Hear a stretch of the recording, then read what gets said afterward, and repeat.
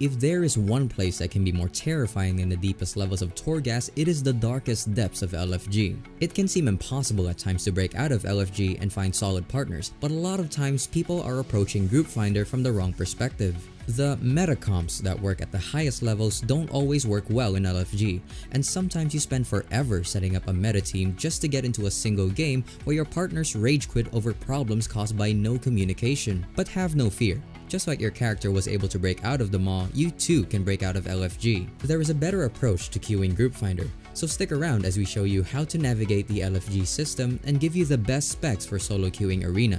Starting off, let's discuss some basic facts about LFG. Rating and skill level vary greatly, but the average rating in Group Finder seems to be about 1600. The highest teams you will find are generally around 2200, but on rare occasions you can find teams at Gladiator level using Group Finder. Your goal when using Group Finder is to find partners that you can queue with regularly. If you want to achieve Gladiator rating and above, you should try and find a consistent team to queue with. Because of this, you should try and be a bit selective with partners. Ideally, you should try and find a team queuing around above your current rating. You don't want to queue too far above your comfort zone, but you should always aim within 100 points of your current rating or MMR. One thing you should look out for is whether or not people are being honest about their accomplishments. Someone might say they are 2200 experienced, but it often does not matter if it was from earlier expansions. When you're looking for partners, always check their armory to see their current rating and achievements. Before we check out the LFG tier list, we wanted to let you know that we have a full library of instructional content at skillcaps.com/wow. We have the best players in the world working hard to deliver the highest quality instructional content to you, so you certainly don't want to miss it. Our guides cover every single class and focus on developing your skills in Arena. Whether you're grinding rating in LFG or queuing organized Arena games, there is content for everyone. If you're interested in taking your gameplay to the next level, make sure to check out our detailed class guides at skillcaps.com/wow. It's time to look at the tier list for melee specs, but first let's go over some criteria of what makes a spec good in Arena Group Finder. You might be asking yourself, isn't the tier list for LFG going to be the same as normal Arena?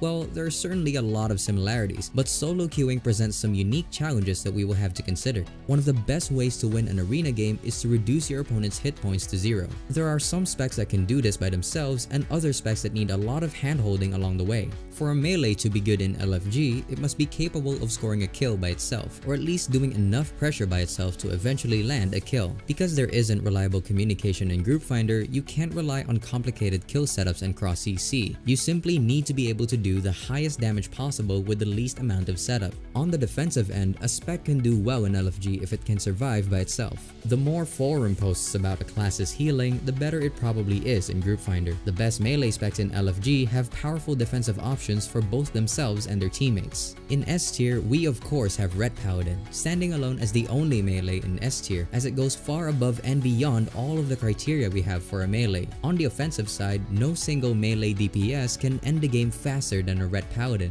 Wings and Divine Toll can be enough to take out opponents by themselves without relying on support from their teammates. On the defensive end, Red Paladins are defensive machines for their entire team. They have a wide range of defensive options with Blessing of Protection, Blessing of Sacrifice, and Blessing of Sanctuary, and they can carry their team with some of the strongest heals of any DPS class. This allows them to cover a lot of mistakes that happen in LFG situations. They can fix problems created by bad communication by just overwhelming the opponents with defensive options and healing. On top of that, Red Paladin has very flexible comp choices and works well with pretty much every spec in the game, including other Red Paladins. Leaping into A tier are Arms Warriors. While Arms Warriors can't top their teammates in a single global like Red Paladins, they can easily prevent their team from getting low in the first place with countless tools to disrupt the enemy. Abilities like Intervene, Disarm, War Banner, and Rallying Cry can prolong games and keep their team alive while providing consistent pressure with Mortal Strike.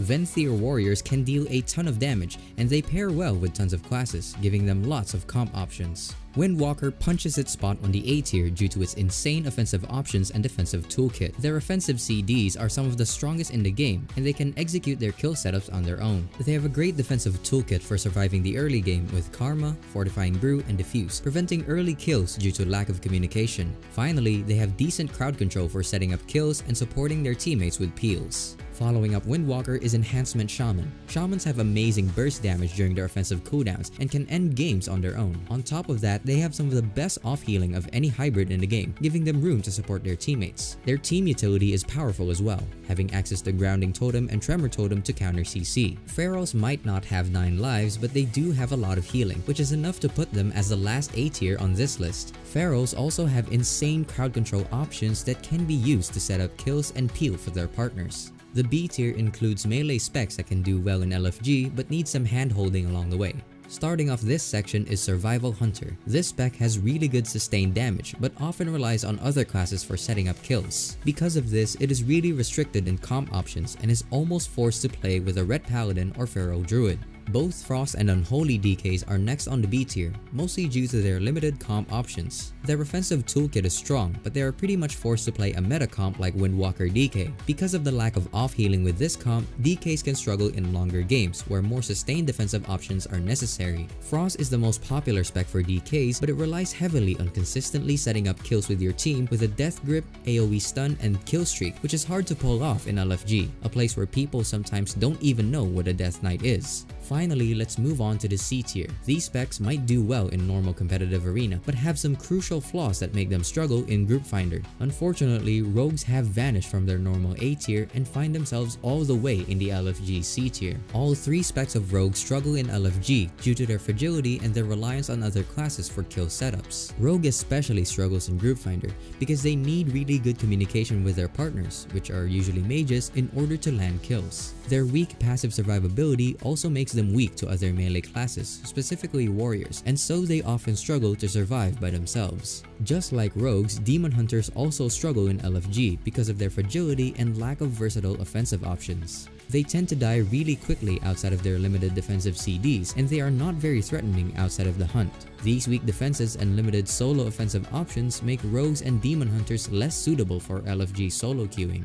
Just like melee specs, our tier list for casters is based on how well a spec can do by itself, both offensively and defensively, specifically focusing on how well it does while being trained. If the spec can carry a team on its back, either through insane burst damage or endless control and defensives, it's probably a good option for solo queue. If it falls over easily and struggles to output damage without support, it's likely not going to work out well in LFG. Starting off S tier is Balance Druid. If there's one thing not balanced about this spec, it is their damage with Incarn and Convoke.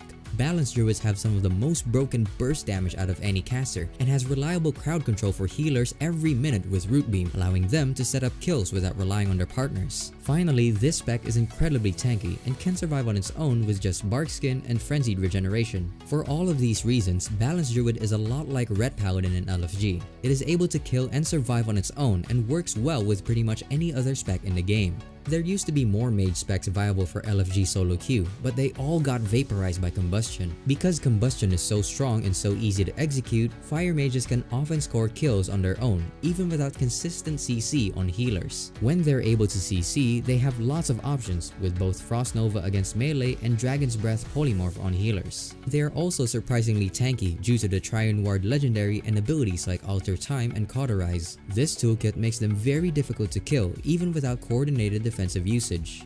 Finding itself forever alone on the A tier is Elemental Shaman. This spec has some of the highest burst damage in the game if allowed to free cast, but it struggles to put out pressure if trained all game. They're relatively tanky and can passively avoid a lot of damage by kiting. Their off healing is decent and they offer a lot of utility for their team. Just like their survival counterparts, Beast Mastery and Marksmanship Hunters struggle a bit in LFG. Both of these specs have consistent CC for healers, but they often rely on their DPS partner, usually a Ret or Feral, to do high damage during traps. These specs are also relatively frail when trained and require competent partners to keep them alive. Standing in the shadows of their organized arena greatness are Shadow Priests. They have strong CC options and can carry the game if left alone, but have limited pressure when trained. They are really fragile DPS and are incredibly susceptible to getting overwhelmed by melee cleaves. Their CC options are good, but often require coordination with partners in order to be truly effective. Starting off the C tier are Mushrooms, and by Mushrooms we mean Warlocks. Every spec of this class can do well in Organized Arena, but is really limited by the lack of coordination and communication in LFG. They're incredibly vulnerable to getting shut down by melee DPS, which often forces them to give up pressure and kite using their mobility options. On top of that, their defensive cooldowns are very limited, and inexperienced players might find it difficult to both survive and deal damage while getting trained. Finally, in the pile of ashes left by their god tier counterpart are the remaining two mage specs. Both Frost and Arcane mages can deal a lot of burst, but it is more demanding to execute than their fire counterpart. On top of that, their control options are comparably weaker to fire. Without Dragon's Breath, it is difficult for them to land polymorph onto healers without coordinated team effort. Moving on to healers, the two main criteria for tier list placement are how well a spec can keep its partners alive and how well the spec can survive on its own when there is limited communication available. An S tier healer is like a self-driving car. Fast, responsive, and with a few important safety features for your team. It has powerful defensive cooldowns and doesn't need to be told what to do. Remember being stuck in a video game as a kid and thinking, there's absolutely no way I can kill this boss? Well, now you get to have the same experience as an adult every time you queue into Holy Paladins. They have some of the best defensive cooldowns in the game and can keep their team alive through any amount of damage due to abilities like Blessing of Sacrifice and Blessing of Protection. Their wide range of defensive cooldowns allows them to consistently save their teammates, even if their partners misuse their defensive options. They can survive while being trained thanks to immunities to damage like Divine Shield and their mobility options, and they can avoid interrupts better than any other healer due to their 2 aura masteries. If that wasn't enough, they have decent damage and can support their team with surprisingly strong judgment attacks. An additional consideration for the strength of healers in LFG is how well they can just sit in the back and spam heals. Shamans are great at performing this role because they have really strong healing output while being extremely mana efficient. Just like Paladins, they have a few panic cooldowns that can prevent their team from dying, and they're even able to support kills with strong lava burst damage. Their main downside is that they can struggle with getting trained, so sometimes they need the support of their teammates in order to stay alive.